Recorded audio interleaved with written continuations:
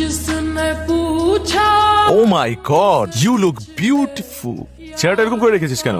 তুই কি কোনো কারণে আমার উপর রাগ করে আছিস? রাগ করবো কেন? জন্ম থেকেই আমার চেহারাটা এরকম, দেখলেই মনে হয় রাগ করে থাকি। দেখলে মনে হয় রাগ করে থাকি। আমি তোকে খুব ভালো করেই জানি। সমস্যা কি বল? সমস্যা কি তুই বুঝিস না? হুট করে আমাকে ফোন দিয়ে বললি বিয়েটা আমি করে ফেলছি, জুই শুনছো? কেন কেন তোর বিয়ে করতে হবে? তুই মাত্র 2 দিন হলো পড়াশোনা শেষ করেছিস। তুই একটা ভালো চাকরি করবি, তুই নিজের ক্যারিয়ার গড়বি, এস্টাবলিশ হবি, তা না বিয়ে করার জন্য পাগল হয়ে গেছে।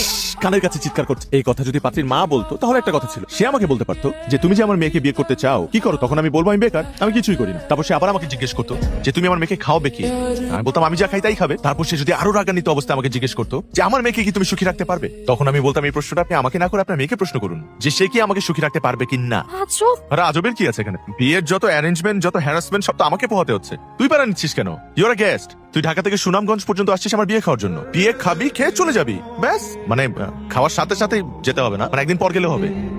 একদিন পরে চলে যাব। একদিন পর তো আমি চলে যাবো বোকা, হানিমুনে যাবো না? হানিমুনের ডেটও ফিক্স করে ফেলছিস? শুধু ডেট কেন, প্লেসও তো ফিক্স করে ফেলেছি, মলদ্বীপ যাচ্ছি আমরা। এত তাড়া না, আর তোর সয় না। তুই মন খারাপ করছিস কেন? তুই তো আবার আসবি। হানিমুনের পর? হানিমুনের পর না, 2 বছর পর আমাদের বাচ্চা হবে না? বাচ্চারা কি কার অনুষ্ঠান করবো, তখন তোকে দাওয়াত দিব। আমি তোর সাথে ফ্রেন্ডশিপ করেছি 2 দিন পর পর তোর দাওয়াত খাওয়ার জন্য। আমি গেলাম, তুই এখানে থাক। আর যাওয়ার আগে আমি তোকে অভিশাপ দিয়ে গেলাম, বিয়ের মধ্যে তোর বিয়েটা যেন খাবারের শর্টেজ পড়ে। আচ্ছা আচ্ছা। আর যারা খাবার খেতে আসবে প্রত্যেকে যেন তোকে ছোট লোক বলে গালি দেয়। তোকে বলবে ছোট লোকের বিয়ে খেতে আসছি। আমি গেলাম। এত সহজে আমি তোকে চলে যেতে দেবো? তুই আমার সবচাইতে প্রিয় বন্ধু, আর বন্ধুত্বের অপর নাম যদি হয় ভালোবাসা, তাহলে আমি তোকে আজীবন ভালোবেসে যাবো। আমিও তো চাই তুই আজীবন আমাকে ভালোবাসিস। তুই কেন বুঝতে পারিস না যে আমি তোকে কতটা ভালোবাসি? প্লিজ একটু বোঝার চেষ্টা কর। আর শোন, আমার বুকের ঠিক এই পাশটায় তোকে আমি যত্ন করে আগলে রাখবো। এই পাশে না, এই পাশে।